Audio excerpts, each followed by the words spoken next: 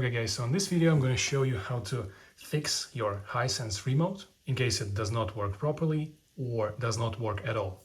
So the first step we need to do is to take the battery from our remote control. So once you've taken both of your batteries out of your remote, you need to turn it back and press the power button, just hold it, for around 1 minute. So the reason we're doing that is to drain all the remaining power from our remote.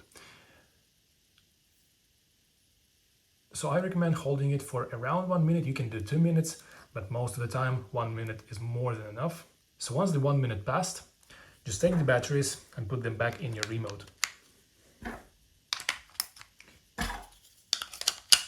Now once it's back, just try to use it on your Hisense TV and see if it works. And if there is no internal problems with your remote from your Hisense TV, this method is going to help you for sure.